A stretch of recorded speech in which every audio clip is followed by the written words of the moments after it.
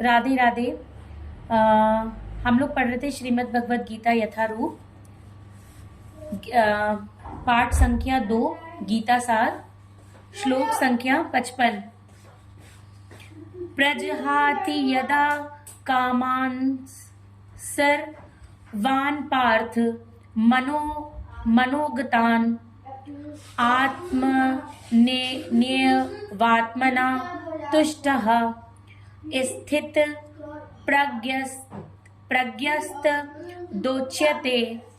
श्री भगवान ने कहा, हे पार्थ, जब मनुष्य मनोधर्म से उत्पन्न होने वाली इंद्रिय तृप्ति की समस्त कामनाओं का परित्याग कर देता है और जब इस तरह से विशुद्ध हुआ उसका मन आत्मा में संतोष प्राप्त करता है, तो वह विशुद्ध दिव्य चेतना को प्राप्त कहा जाता है।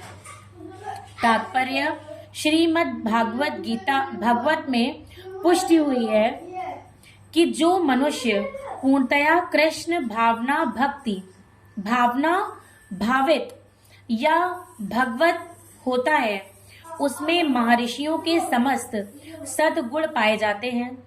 किंतु जो व्यक्ति आध्यात्म में स्थित नहीं होता, उसमें एक भी योग्यता नहीं होती, क्योंकि वह अपने मनोधर्म पर ही आश्रित रहता है। फलतः यहाँ ये ठीक ही कहा गया है कि व्यक्ति की मनोधर्म द्वारा कल्पित सारी विषय वासनाओं को त्यागना होता है। कृत्रिम साधन से इनको रोक पाना संभव नहीं, किंतु यदि कोई कृष्ण भावनामृत में लगा हो तो सारी विषय वासनाएं स्वतः बिना किसी प्रयास के दब जाती हैं। अतः मनुष्य को बिना किसी झिझक के कृष्ण भावनामृत में लगना होगा, क्योंकि यह भक्ति उसे दिव्य चेतना प्राप्त करने में सहायक होगी। अत्यधिक उन्नत जीवात्मा अपने आप को परमेश्वर का शाश्वत दास मानकर आत्मतुष्ट रहता है। ऐसे आध्यात्मिक पुरुष के पास भौतिकता से उत्पन्न एक ही विषय वासना फटक नहीं पाती। वह अपने को निरंतर भगवान का सेवक मानते हुए सहज रूप में सदैव प्रसन्न रहता है। श्लोक संख्या 56। दुखेष्वनु द्विगन्मनः सुखेषु विगत स्पृहा वीतराग भय क्रोधः स्थित धीर मुनिरुच्यते। जो त्रय तापों के होने पर भी मन में विचलित नहीं होता अथवा सुख में प्रसन्न नहीं होता और जो आसक्ति भय तथा क्रोध से मुक्त है, वह स्थिर मन वाला मुनि कहलाता है। तात्पर्य, मुनि शब्द का अर्थ है वह जो शुष्क चिंतन के लिए मन को अनेक प्रकार से उद्वेलित करे किंतु किसी तथ्य पर न पहुंच सके। कहा जाता है कि प्रत्येक मुनि का अपना अपना दृष्टिकोण होता है और जब तक एक मुनि अन्य मुनियों से भिन्न न हो, तब तक उसे वास्तविक मुनि नहीं कहा जा सकता। न चासा वृषिर्यस्य मतम न भिन्नम, महाभारत वन पर्व। किंतु जिस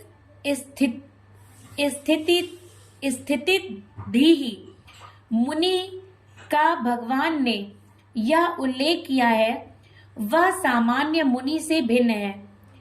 स्थिति ही मुनि सदैव कृष्ण भावना भावित रहता है, क्योंकि वह सारा सृजनात्मक चिंतन पूरा कर चुका होता है। वह प्रशांत निशेष मनोरथांतर कहलाता है, या जिसने शुष्क चिंतन की अवस्था पार कर ली है और इस निष्कर्ष पर पहुंचा है कि भगवान श्री कृष्ण या वासुदेव ही सब कुछ हैं। वासुदेवाः सर्वमिति स महात्मा सुदुर्लभः, वह स्थिर चित्त मुनि कहलाता है। ऐसा कृष्ण भावना भावित व्यक्ति तीनों तापों के संघात से तनिक भी विचलित नहीं होता, क्योंकि वह इन कष्टों या तापों को भगवत कृपा के रूप में लेता है और पूर्व पापों के कारण अपने को अधिक कष्ट के लिए योग्य मानता है, और वह देखता है कि उसके सारे दुख भगवत कृपा से रंच मात्र रह जाते हैं। इसी प्रकार जब वह सुखी होता है तो अपने को सुख के लिए अयोग्य मानकर इसका भी श्रेय भगवान को देता है।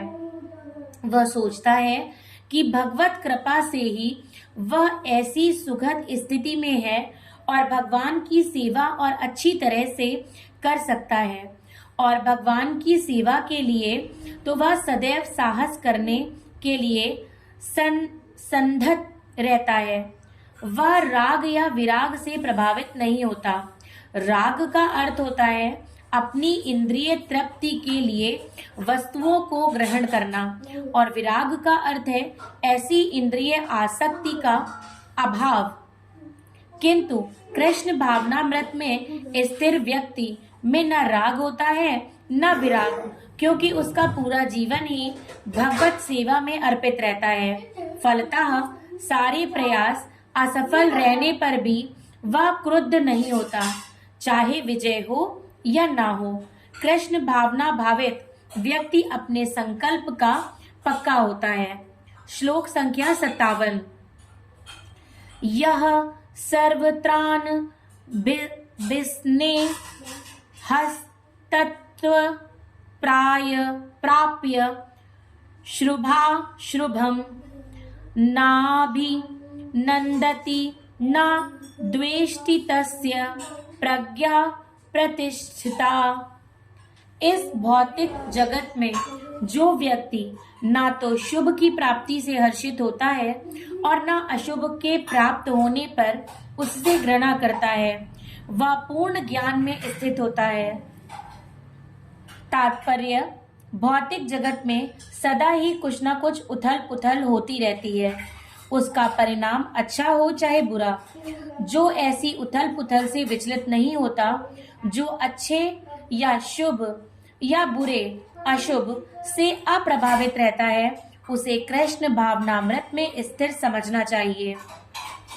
जब तक मनुष्य इस भौतिक संसार में है तब तक अच्छाई या बुराई का संभावना रहती है, क्योंकि यह संसार द्वैध यानी द्वंद्वों से पूर्ण है।